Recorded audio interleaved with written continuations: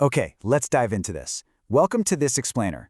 Today we're exploring something absolutely fascinating in biotechnology, upstream processing.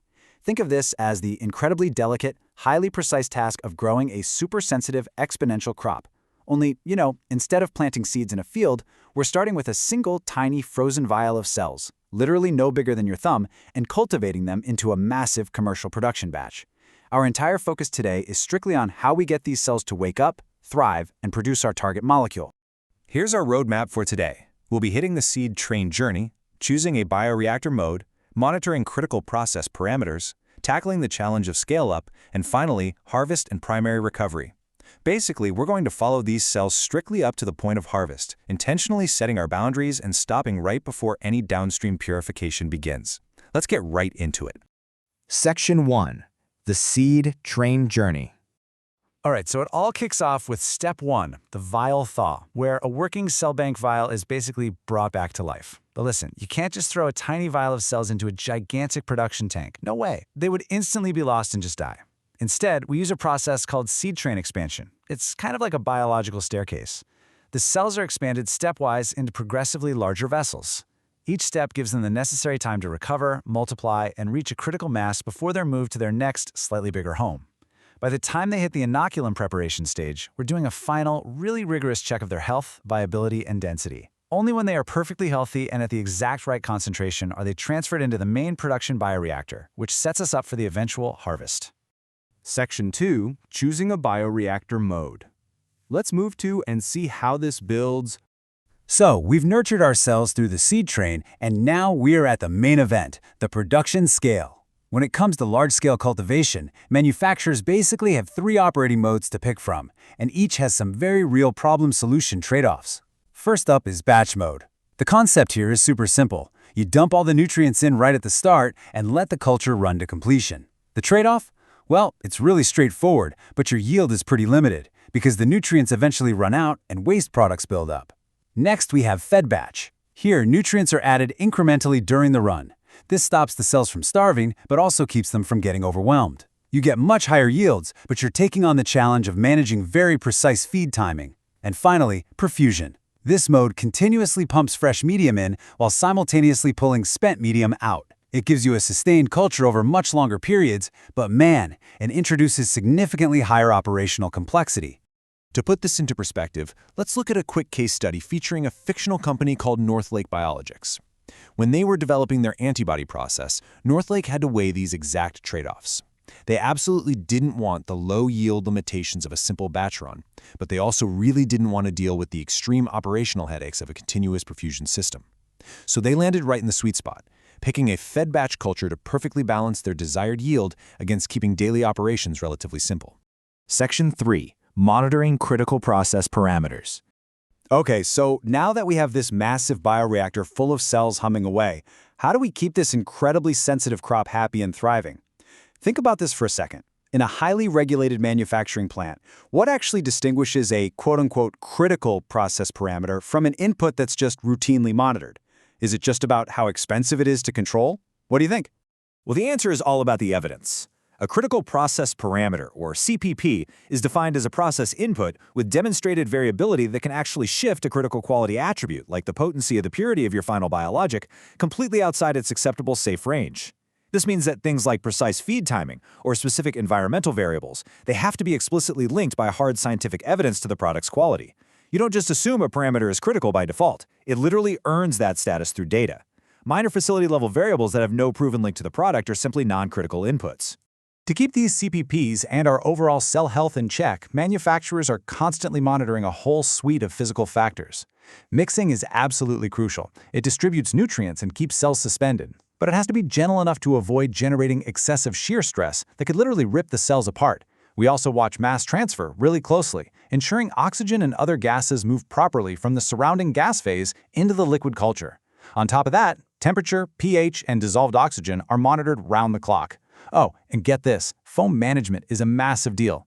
Proteins in the culture can whip up into this thick foam, and if you don't actively manage it, it can clog the filters and basically suffocate the whole process. Now, while the physical environment is key, the biological metrics tell us how the cells are actually responding. We track cell density to see exactly how many cells are in there, and viability to make sure a high proportion of them are actually alive and healthy. We also track metabolites, keeping an eye on how fast nutrients are being eaten up and making sure toxic byproducts aren't piling up to inhibitory levels. Now, what's really interesting about this slide is the emphasis on trend analysis over time. A single, isolated reading, it doesn't tell you much. It's the upward or downward trend of these biological metrics that actually reveals if the culture is progressing normally or if a feed intervention is desperately needed. But the ultimate biological metric we care about is product titer. Titer is simply the concentration of our target molecule that's accumulated in the culture at any given time. As your fed batch run progresses, you really want to see this titer steadily climbing. Watching that upward trajectory is exactly what directly informs the critical decision of when to pull the plug, end the culture, and actually initiate the harvest. Gathering all this real-time data relies heavily on something called PAT, or Process Analytical Technology. Let's demystify that acronym real quick. Traditionally, you might just cross your fingers and wait until a batch is completely finished to test its quality. PAT flips that entirely on its head. It refers to a set of tools and approaches that lets manufacturers monitor quality-relevant attributes during the actual process itself. By taking samples at defined points without disrupting the closed, sterile culture, manufacturers gain this incredible real-time understanding and control, rather than just waiting for an end-of-batch surprise test. Section 4. The challenge of scale-up. All right, this brings us to a monumental hurdle in biotech manufacturing. Let's say we have a fantastic process humming along in a small lab, but now we need to move it into a massive commercial production plant. Here's another knowledge check for you. If you have a successful process in a 5-liter bioreactor, why can't a manufacturer just build a gigantic 2,000-liter bioreactor, use the exact same nominal settings like temperature and pH, and assume it's going to behave identically? Isn't it just doing the exact same thing but bigger? Absolutely not. Scaling up is fundamentally not just an administrative or a math exercise, it is fraught with technical risk. The core issue is that vessel geometry and physical behavior change dramatically as volume increases. It's literally the difference between stirring your morning coffee with a spoon and trying to stir an Olympic swimming pool with a boat propeller.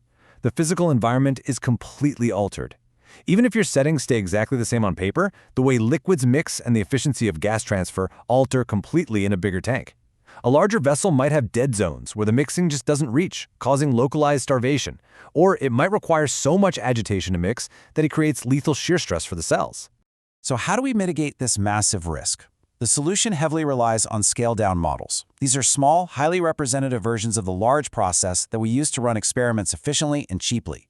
Going back to our North Lake Biologics example, before they committed to a multi-million-dollar commercial run, they built engineering assessments and scale-down models to intentionally predict and verify that their mixing and gas transfer performance would remain comparable. They validated that the actual cellular performance was preserved and proved it wasn't just about the equipment getting bigger. During scale-up, manufacturers also have to finalize some huge equipment choices. On one side, you've got single-use systems. These are basically massive, disposable plastic bags that drastically reduce the risk of cross-contamination and seriously lower the intensive cleaning burden on the facility. On the other hand, you have traditional stainless steel systems. These offer unmatched long-term durability and can be built to truly colossal scales, but they require intensive, validated cleaning between every single batch. The choice between these two profoundly impacts the daily operations and the overall economics of the entire scaled-up plant. Section 5. Harvest and Primary Recovery. Okay, our cells have multiplied, the titer has peaked, and our crop is fully grown. We have officially reached the finish line of the upstream phase. Harvest is the definitive transition point. First up is cell removal, which physically separates the cells and the larger cellular debris from the fluid holding our target molecule. That is immediately followed by clarification, which is a finer filtration step to remove microscopic particulates, giving us a clean, smooth starting material. So the crucial point is this. During primary recovery, the product has officially left the highly controlled, super protective environment of the bioreactor. It's suddenly highly vulnerable to degradation, so these harvest steps have to be executed swiftly and carefully to lock in that product quality. And just like that, we are at the edge of our map. We've successfully taken a tiny frozen vial of cells, expanded them through a seed train, optimized their growth in a massive bioreactor, navigated the incredibly tricky waters of scale-up, and finally harvested a raw, clarified fluid that is absolutely rich with our target molecule. But I want to leave you with a provocative thought here. This clarified fluid, it is still a long way from being a medicine you can safely inject into a patient. Now that we've successfully cultivated and extracted this raw biologic, How on earth are we going to isolate our specific target molecule from the thousands of microscopic impurities still swimming around in that liquid? Well, that massive challenge is exactly where downstream purification begins. And that's a whole other fascinating explainer for another day. Thanks so much for joining me.